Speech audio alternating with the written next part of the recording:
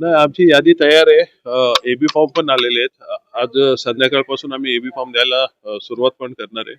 अ, जवळजवळ सर्वच जागांवर आमचं वाटाघाटी किंवा बोलणी जी होती ती संपलेली आहे. त्यामुळे उद्यापासून फॉर्म भरून 2 दिवसात आमचे भरून होतील. सर तुम्ही सांगितलं होतं की युती नाही होणार, 30 तारखेला युती तुटणार, 28 तारीख आहे आणि काल युती झाली आहे. युती अशी शब्दशः झाली, पण मनाने तुटलेलीच आहे. बघा अजून 2 दिवस काय काय होतंय ते. आमच्याकडे भरपूर आमच्यातले जे पैसे घेऊन गेलेले अशा लोकांचे फोन येतात, आता आम्हाला परत घ्या. आम्ही त्यांना दरवाजे कायमचे बंद केलेले आहेत. परंतु बाकीचे पण यांनी जे खेळ केलेले आहेत किंवा पक्षांतर्गत यांची जी चढाओढ होती किंवा खूप लोक 10 वर्ष झाली इलेक्शन झालेले नाहीये, त्यामुळे खूप कार्यकर्ते जे असतात प्रत्येक पक्षातले इच्छुक असतात, ज्यांनी 5-5, 10-10 वर्ष मेहनत केलेली अशी लोक नाराज झालेले आम्हाला दिसत आहेत सध्या तरी. आणि युती अशी याची झाली असेल दिसते वरवर, परंतु ती तसं नाहीये. जैन मुनी सांगतात की मराठी व्यापाऱ्यांना मारायला झाली तर जसं तसंच. कोणी कोणाला कोण व्यापाऱ्यांना कोणी मारायला जातोय का? नाही, मुनी लोकांनी त्यांचं काम करावं. राजकीय पक्षांच्या सुपाऱ्या घेऊन येत. अनेक जैन लोक आमची मित्र आहेत, व्यापारी आहेत. कोणी सांगावं इथे कोणाला काय त्रास होतोय का? मला वाटतं या राजकारणात अशा लोकांनी साधू संत पवित्र काम करत असतात, त्यांनी पडायला नाही पाहिजे. एक समजूतदारीने तणाव व्हायचं काम एका बाजूने होत जरी असेल कदाचित, तर तो निवळेल कसं या मागे बसायला पाहिजे. उगीच निवडणुकीच्या तोंडावर असं एखाद्या पक्षाला फायदा होईल आणि अशा गोष्टी करून त्यांनी त्यांची प्रतिमा डागळून घ्यायला नको असं मला वाटतं.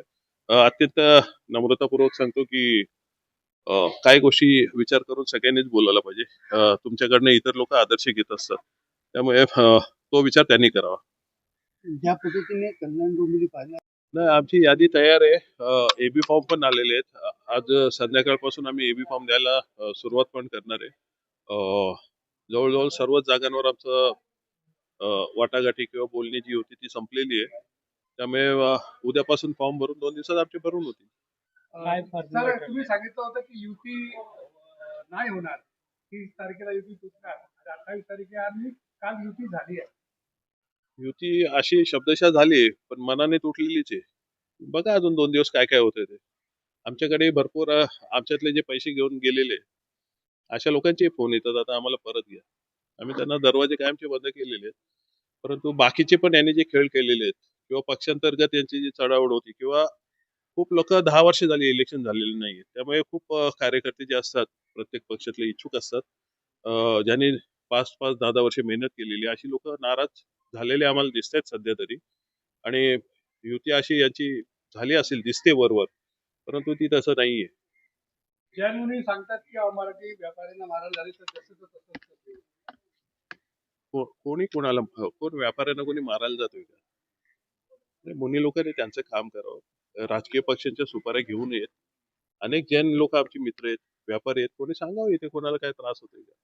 मला वाटतं या राजकारणात अशा लोकांनी साधू संत पवित्र काम करत असतात, त्यांनी पडायला नाही पाहिजे. एक समजूतदारीने तणाव व्हायचं काम एका बाजूने होत जरी असेल कदाचित, तर तो निवळेल कसं या मागे बसायला पाहिजे.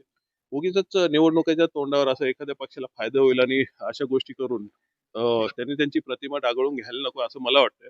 अत्यंत नम्रतापूर्वक सांगतो की काही गोष्टी विचार करून सगळ्यांनीच बोलायला पाहिजे. तुमच्याकडनं इतर लोक आदर्श घेत असतात, त्यामुळे तो विचार त्यांनी करावा. ज्या पद्धतीने